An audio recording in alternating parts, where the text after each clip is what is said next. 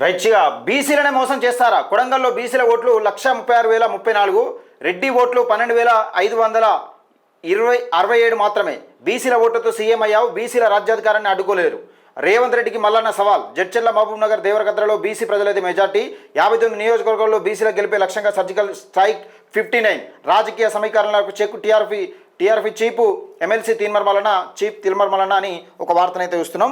బీసీల ఓట్లు కొడంగల్లో ఎంతున్నాయంటే 1,36,034 ఉంటే రెడ్డిల ఓట్లు కేవలం 12,567 మాత్రమే ఉన్నాయి. అక్కడ రెడ్డి సీఎం అయిండు, ఆడ నుంచి గెలిచి రెడ్డి సీఎం అయిపోయిండు. ఒకసారి చూసుకోరు. ఇక తీన్మర్మలన్న స్ట్రాంగ్ వార్నింగ్ ఇస్తా ఉన్నట్టుగా కనబడతా ఉంది. బీసీల ఓట్లతో అధికారంలోకి వచ్చి అదే బీసీలకు రాజకీయంగా అన్యాయం చేస్తే సహించేది లేదని తెలంగాణ రాజ్యాధికార పార్టీ వ్యవస్థాపక అధ్యక్షుడు ఎమ్మెల్సీ తీన్మర్మలన్న అన్నారు.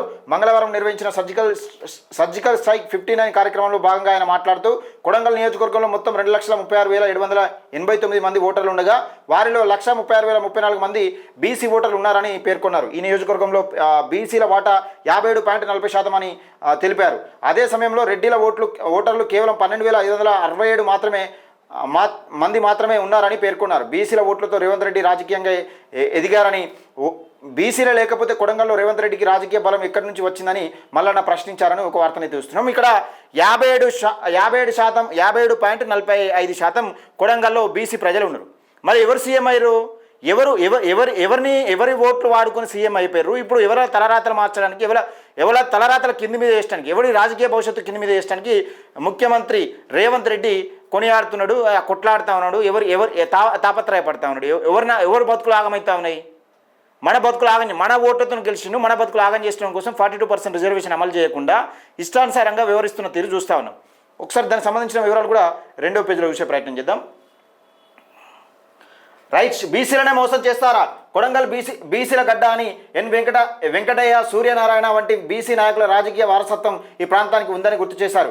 జడ్చర్లలోనూ బీసీలదే ఆధిపత్యం. జడ్చర్ల నియోజకవర్గంలో 1,37,748 మంది బీసీ ఓటర్లు ఉన్నారని, మొత్తం ఓటర్లలో 62.47% బీసీలనని మల్లన్న తెలిపారు. రెడ్డి ఓటర్లు కేవలం 10,499 మాత్రమే ఉన్నారని పేర్కొన్నారు. ఎర్రసత్యం వంటి బీసీ నాయకుడికి రాజకీయ వారసత్వాన్ని దెబ్బతీశారని, ఆ వారసత్వానికి తెలంగాణ రాజ్యాధికార పార్టీ ముందుకు తీసుకెళ్తుందని స్పష్టం చేశారు. ఎర్రశేఖర్, మధుసూదన్ యాదవ్, ఎడ్ల బాలవర్ధన్ గౌడ్ వంటి నాయకులు బీసీ రాజకీయ శక్తికి ప్రతినిధులుగా నిలుస్తారని తెలిపారని ఒక వార్తను చూస్తున్నాం.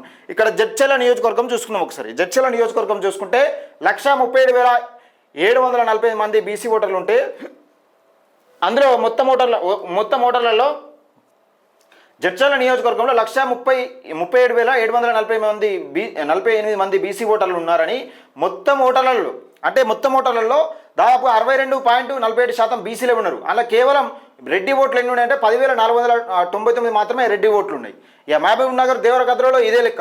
మహబూబ్ నగర్లో నియోజకవర్గంలో 1,57,839 మంది బీసీ ఓటర్లు ఉండగా రెడ్డి ఓటర్లు కేవలం 12,031 మంది మాత్రమే ఉన్నారని మల్లన్న తెలిపారు. బీసీల ఓట్లను రాజకీయంగా ఉపయోగించుకొని రెడ్ల ఆధిపత్యం కొనసాగిస్తూ బీసీలను తొక్కుతూ వస్తున్నారని ఆగ్రహం వ్యక్తం చేశారు. దేవరకద్రలో కూడా బీసీ ఓటర్లు భారీ సంఖ్యలో ఉన్నారని, రెడ్డి ఓటర్ల కంటే బీసీల సంఖ్య దాదాపు 13 రెట్లు ఎక్కువ ఉందని తెలిపారు.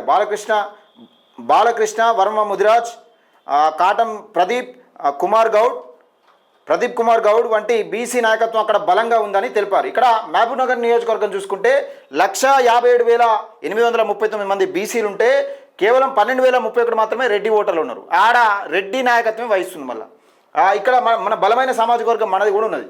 అయితే సర్జికల్ 59తో రాజకీయ సమీకరణలకు చెక్కు. తెలంగాణలో 119 నియోజకవర్గాల్లో బీసీల రాజకీయ శక్తిని ఏకం చేయడమే లక్ష్యంగా సర్జికల్ 59 వ్యూహాన్ని తెలంగాణ రాజ్యాధికార పార్టీ ద్వారా ముందుకు తీసుకెళ్తున్నామని మల్లన్న తెలిపారు. బీసీల ఓట్లను విడదీసి అధికారాన్ని కొంతమంది వర్గాల చేతిలో ఉంచే రాజకీయ ముగింపు పలకాల్సిన సమయం వచ్చిందన్నారు. బీసీలు మేల్కొన్నారని, తమ ఓటు విలువను అర్థం చేసుకున్నారని మల్లన్న అన్నారు. ఇక మా ఓటు మా రాజ్యాధికారం అనే నినాదంతో బీసీల ముందుకు సాగాలని పిలుపునిచ్చారని ఒక వార్తనైతే ఇస్తున్నాం. ఇక్కడ సర్జికల్ 59 పేరుతోని 119 నియోజకవర్గాలలో ఎక్కడ కూడా బీసీలో ఎక్కడ అధికారంలో ఉంటే అక్కడ సర్జికల్ 59 పేరుతోని బీసీల ఓట్లతో గెలిచి బీసీ రాజ్యాధికారం రాకుండా అడ్డుపడుతున్న ఈ దుర్మార్గులను, ఈ దుండగులను ఎవరైతే ఉంటారో వాళ్ళను అనగదొక్కడమే ప్రయత్నంగా మన బీసీ రాజ్యాధికారం అంటే మన ఓట్లు మనం వేసుకుని మన బీసీ రాజ్యాధికారం సాధించుకోవడమే లక్ష్యంగా తెలంగాణ రాజ్యాధికార పార్టీ ముందుకెళ్తానని తీన్మార్ మల్లన్న వ్యక్తం చేస్తూ ఉన్నాడు. తీన్మార్ మల్లన్న చెప్తా ఉన్నాడు, అట్లా కొనసాగాలని చెప్తా ఉన్నాడు. సెప్టెంబర్ 17న తీన్మార్ మల్లన్న పాదయాత్ర స్టార్ట్ కాబోతోంది. అందరూ సిద్ధంగా ఉండాల్సిందిగా కోరుతా ఉన్నాం.